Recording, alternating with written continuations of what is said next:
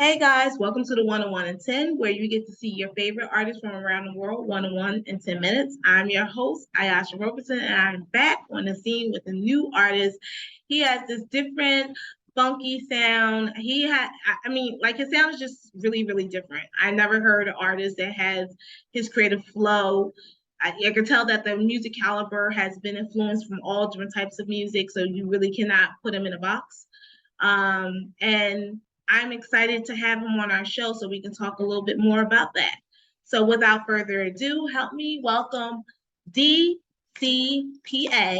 Mr. Danny Hughes to the show. Yay! Thanks. Really happy to be here to talk to you, share No, more of thank my you. story and kind of what I'm about. I really appreciate that comment about the kind of the influences I have because I've always felt that, I get so involved in certain genres throughout my life that when I started making my own music, it was like I had like a grab bag. I'm just like pulling this and that, all my favorite things, and wasn't sure if it was going to work out, but or if anyone would notice that that's what's going on. But yeah, it's just I try to be different in this kind of commercialized music world. So I really think it's appreciate great that. that you were able to actually have, let's sort of speak of a grab bag and just like this thing and I like that and I like this and I like that and I like that. It's almost like it reminds you of fashion when you have like people who are really starting in fashion and they like, oh, I like this and I like that and I like this and I like that. And they put things together and then they fuse things together and they start to create and then they become this designer and they create their own type of fashion line. And that's how your music is your own music line of music, and it's just so different and eclectic and cool and hip and funky and stylish and organic to hear. And I believe as independent artists have so hard time doing that because you want to stay popular and relevant, and then you lose your voice and you lose yourself in the mix of it because you're trying to placate to what other people want or what the public wants, but that's not so much of who you are as an artist. And I think artists and as people in general, you have to really find who you are first before you can find who you are as an artist. And I think you did a great job doing it. Thank you. So Yeah, definitely. And I like the fashion reference because I've thought about this in terms of music my whole life is, if it sounds good, it is good, right? mhm. And when you're trying to produce something, you want to perfect it. At a certain point, you have to ask yourself, does it sound good? And if the answer is yes, then maybe you're done. And with fashion, it could be so different. It could be bizarre. You look at these fashion runway shoots and you're like, I've never seen anybody wear that in public, but if it Mhm. looks good, it is good. If it looks good on that person, does it fit the event they're doing? What's the purpose of the outfit? And if it looks good, yeah, it embodies their Right. characteristics and helps them feel the best. And Correct. And it's just like when you say that, I think of like the fanny packs. You know, the fanny packs in the 80s, everyone used to wear them. And then by the time the 90s came, it's like, ew, I don't want to wear a fanny pack no more. right. But, you know, the people that wear it, it's about feeling good. And that's the key word that you said. When you are creating music, you're feeling good creating the music. You're not feeling like, I don't like this. I don't like the way this. You're feeling good. And when you can feel music, music has a vibrational frequency for those who don't know, and you can actually feel if someone's really in tune with the music, if you're in tune with the music, versus when someone is out of tune with the music. I know I can feel it. So sometimes I see film music, I'm like, oh, it feels like someone was smoking, drinking, getting high. It just feels like the vibration feels off. But when I feel your music, I can actually feel you feel your music. You actually love what you create. You produce the music that feels good to you, and that transcends in your music. And people like myself who are very much into energy, we feel that too. So we feel the vibration that you actually love what you do and you love what you're creating as well. Now let's talk a little bit about your musical influences. Who were your musical influences growing up, and how did you get into the industry? So growing up, so I started out like playing piano and doing the classical stuff, playing trumpet and the band, and so I always had that influence there. But then at a certain point in high school, I wanted to be like a punk rocker or something, so I got into guitar, and so I had a lot of like pop punk favorites and like metal. So it was a lot of rock, like Metallica. Then you had like Sum 41, Blink 182, different like Tool metal bands like that. Mm-hmm. And then but I was also simultaneously like discovering artists like in Europe, like ATB for electronic music, and Daft Punk, and really like that Daft Punk style, like that funkiness. And this was like their original stuff too. So way back when it was just like loops of kind of they didn't have like a wasn't like the latest album they put out, Mhm. Random Access Memories, which was a little more commercial, but um, I had like I loved like Tiesto and stuff, but this is all when those guys were like just starting, back in like the 2000s, Mhm. late 90s type era. And so then over time, I really kept that. I always liked the club music, went to college and always still liked my metal and everything. But I was Red Hot Chili Peppers was a huge influence of mine too, just from that funky sound and guitar riffs and stuff I like to use. But then I really saw the electronic music scene kind of breaking out in like the 2010s, right, in America. And so and I started watching all these kids like Martin Garrix, Avicii, guys much younger that had, they just went for it and they were born, 10 years after me maybe, but they just went for it in that genre and that genre started to really blow up. And I said, wow, there's really something here to that, to where maybe if I take some of my little production skills I had back in the day and whether I'd gone with it then or just give it a shot now, like, will people receive it uh, the way that I would hope they would? Um, so that's kind of where I pull influence nowadays is just old stuff, newer stuff. I've kind of gotten more in tune with like the pop commercial sound by playing in clubs in Mhm. Austin area and gotten a little more. I was kind of like anti-commercial for a while, but you start recognizing why these songs work and why people like them, Right. and you start seeing more value in that type of production. So I'm just kind of pulling in the influence, I guess. I love it. And you can definitely hear it in your music, in your sound. So that, and you have such a versatile influence as well. So how did you get started in the industry as an artist? So I worked in accounting in Dallas in public accounting for Uh-huh. close to 10 years, about 9 years. I started that job in 2012.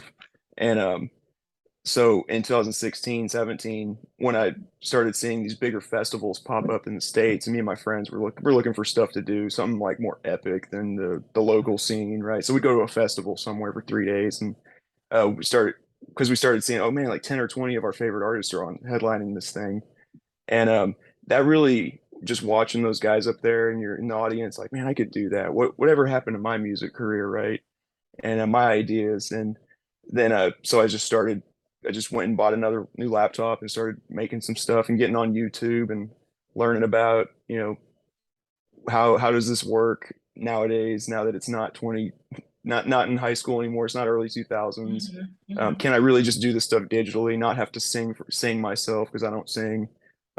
No longer very good at any of my instruments, but I really like to program sounds. And I just started kind of running with that with very little expectations. Got on Google and said, who are the people that can help me Mhm. really make this to where I can distribute it, where it would actually sound good on the radio, because there's some Right. technical stuff that you got to work out. And I found a studio in the Netherlands to help me with that in the short term, and then an agency over there that could help me with branding because I'm not a marketing guy, I'm not a salesperson. It was really like really an accountant, right? It was technical, I like Right. doing that stuff. Um, and then just the more I got into that, and by 2020, I'm thinking, this is my fulfillment, this is my message. Like you said about the vibration of music. I was in a job where my job is to help people follow the rules, right? Mhm. And you Mhm. can help your clients existentially some ways along the way, but and some people are there to do that job. But for me, is that well, I need to help people in a different way. I want to help people's kind of fifth dimensional self, like their higher self, right?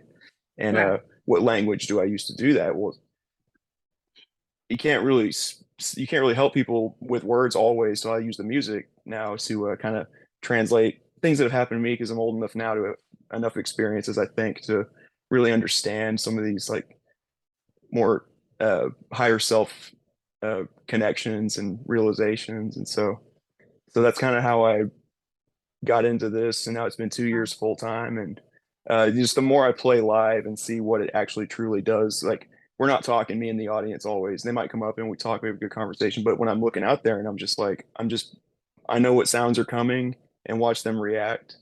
And it's just a totally different kind of vibration and communication that's happening there. And you can really like bring up a room or change the mood just with music. It doesn't have to be your own music, just something for 20 years ago.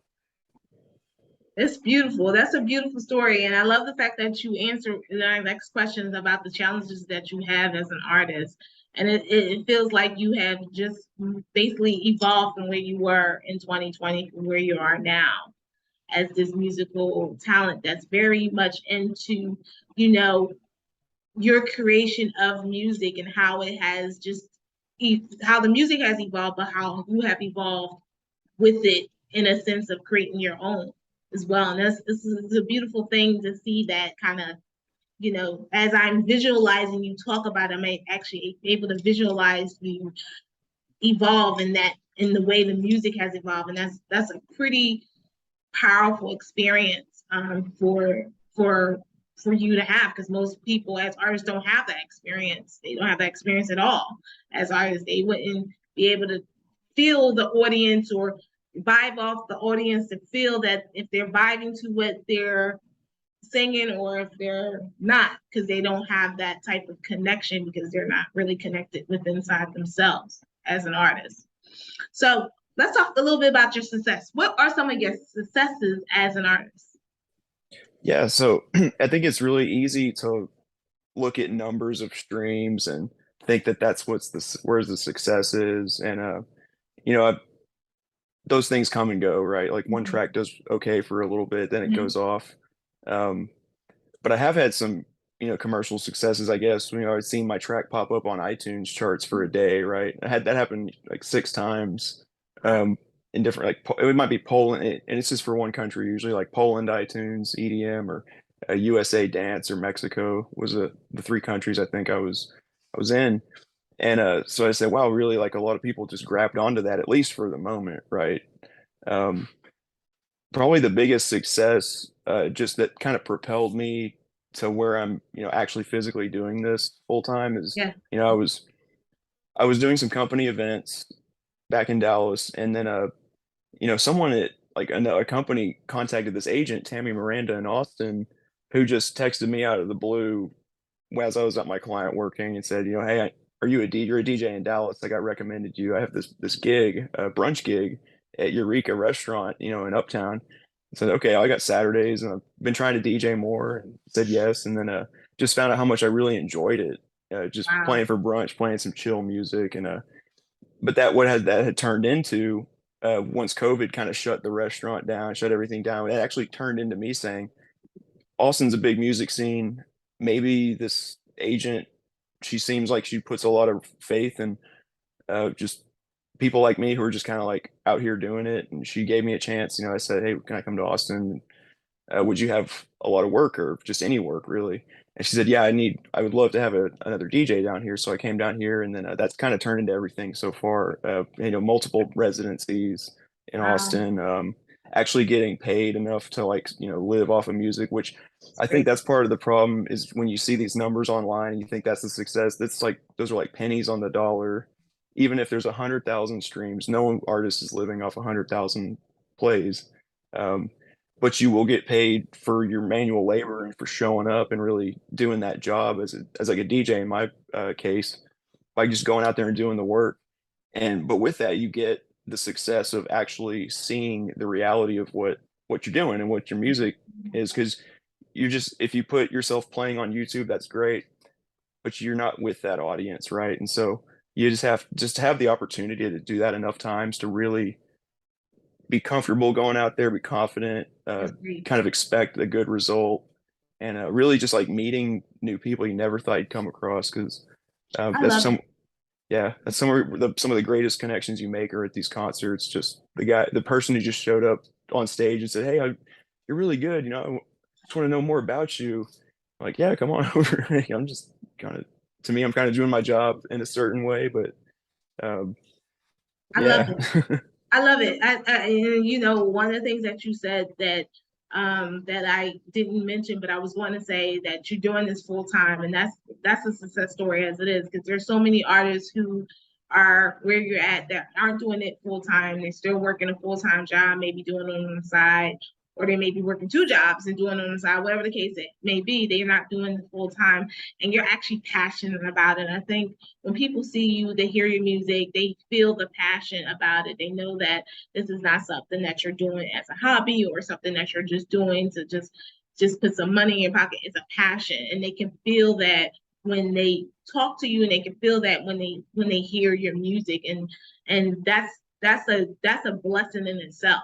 So that's congratulations, kudos to you. So guys, learn if something that you're passionate about and that you are very artistic and you want to grow and you want to learn and you just keep on doing your thing, and then before you know it, it'll be an opportunity that will allow you to be able to do it full time. And it's not about the likes or the listens that you get on Reverb Nation or iTunes and things of that nature. Yes, of course those things may have some monetary value, but it's more about being who you are, your true authentic self as an artist. That's what's going to get you through the doors, and that's what's going to get you the financial success and freedom that you seek as an artist, because you really love what you do, and people see that and people believe that when they hear your music. So thank you so much for sharing that. Now let's talk about your new single for 2022, I Feel It Too. So tell me, what were your influences for that song and how did you come up with the concept? Yeah, so I kind of like walk around. I live in an RV park out here in Austin. I'm actually in my fifth wheel, where I've kind of turned into a studio. Oh, nice. And I usually walk around and listen to demos, and a lot of the times I'm just trying to make fun sounding music, but with some messaging there. I'm walking around and I'm always like reflecting because I'm in kind of total hermit mode out here, right? When Mm-hmm. I'm not doing shows in front of 200 or 300 people at a bar, I'm kind of like to myself out here, kind of like reboot and like reset. So, I do a lot of reflection, and there's just a lot of time, a lot of things. I think when you work like a full-time accounting job, for example, you're working 60 hours a week, maybe, you don't really have time to think about everything that's happened and has been happening in your life, outside of like the third dimension of like, okay, what's physically happening to me? Right. And so I'm just walking around. I kind of felt this kind of like surge of some like, it was weird, it's like one of those energies where you're like, it's like when you're thinking about people and they're thinking about you at the same time, right? Or you have a Mm-hmm. dream about someone, so there's not a coincidence. Um, and I'm just like, I just really need to like latch onto this. I was like, I've never felt kind of this type of energy before, right? Mm-hmm. And I said, well, let me turn that into a song. So like, it took me like 3 months manifesting this song because I'm like, it's gotta be whole, but when am I going to release this energy? And I wasn't ready to. It was not ready to release the energy back into the universe, so to speak. So and can't really just I don't really want to describe the exact connection I was dealing with because it might embarrass some people, um, but I think by doing that, it really helped me kind of resolve a lot of things, just from a spiritual standpoint, and just kind of recognize things like soul connections, fifth dimension, higher self type of mentality, and it just helped me kind of reinforce because I was kind of I'd done a lot of stuff in 2021, like worked really hard, was playing a lot of gigs, and it's kind of like you get so much adrenaline, and by the end of the year, you're drained. So I was kind of feeling low vibrational, and for the next 4 months after that, until I kind of started thinking about this song, because I started working on a song back in April or something like that.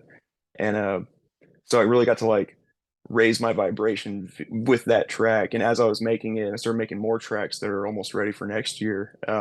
So that song really helped me just get into this better vibration.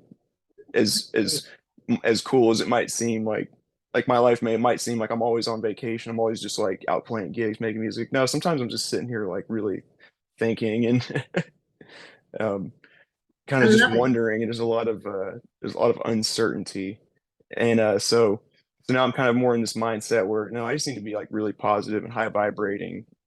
And even if there's nothing going on around me, like I'm just out here doing my thing, naturally better energy start coming to you. And what's funny is I actually got like a new venue to play at recently, and they've invited me back multiple times. And I'm just really excited that maybe that's part of that. Maybe I wasn't doing shows because I wasn't thinking about shows, and now I'm thinking more about getting back in front of those audiences and just realizing like that's like my highest energy. That's like probably why I feel so drained after a gig. Is just like there's so much like like I'm not gonna feel that again. Like I'm not gonna feel that again for a week or 2 weeks. Now I'm like now I'm depressed, right? No, no, it's actually really good that you're saying that because you're talking about the vibrational energy that you're feeling when you're creating your music and how you're actually feeding off subconsciously the energy that you're projecting onto the universe that's coming back to you. And when it comes back to you, it comes back to you in full force in these different types of ways with your gigs, with your shows, with your bookings. And subconsciously, you're just putting this energy out there and it's just coming back just like abundantly and exceedingly so quickly and so fast where you're just saying, well, I feel like an energy burnout because I'm on here now I'm like totally drained from all the energy that I've received back from other people. But I think it's great that you're able to subconsciously project that energy out there. And one of the things that you said that actually meant a lot that I heard was that you're not even thinking about it. You're just putting it out there and the universe is allowing for you to receive it in so many different ways from different people, from getting new gigs, from booking your newest gig. Congratulations to you, without you even having to really work hard because you are working, but you just put the attention out there and it just comes back to you fully. So I love the song. I feel it too. So I now understand how you were able to create this great song with such high energy and with energy that just feels good. So guys, make sure you check out that single, I Feel It Too. And Danny, can you tell the fans how they can book you? How can they get in contact with you and follow you on social media as well? Yeah, definitely go on. Like my Instagram is just DCPA Music. Like I said, I was an accountant before, so it stands for Danny the Certified Public Accountant was where that acronym comes from. But Instagram is usually my kind of direct fan contact. It's just the easiest way to find me and just kind of see what I'm doing. I'm always posting the flyers for public shows there. Um, Bookings, yeah, you can email me at info@dcpamusic.com. Um, and my website, dcpamusic.com. But yeah, definitely just reach out anytime. Social media is a great place for me to like be able to see who I'm talking to and actually get direct messaging. And I always try to respond unless it's a there's a lot of scammers and stuff like that on there, but I'm able to filter through and see, but people ask me stuff all the time. It could be any question or just thanking me for helping them through a track, and that stuff just means a lot to me. Probably more than most people realize because you might be the only person that messaged me in a week and it's just like the boost I need. So definitely. Yeah. Well, I'm telling you, Danny, your music is very special. It has this really good vibrational energy to it. And then foresee for 2023, you're going to even go to even higher levels as well. So I'm looking forward to just seeing all the amazing things that you're going to be doing. Make sure you guys go to his website at DCPA.com. That link is right below this video. Make sure you follow him on social media as well. And make sure you come out to one of his shows and events this upcoming holiday season. Thank you so much, Danny, for being on the 101 and 10. And thank you guys for joining us on this episode where you got a chance to hear from an artist 101 in 10 minutes. I look forward to talking to you guys soon. Take care of yourselves, stay positive, and be safe. Peace.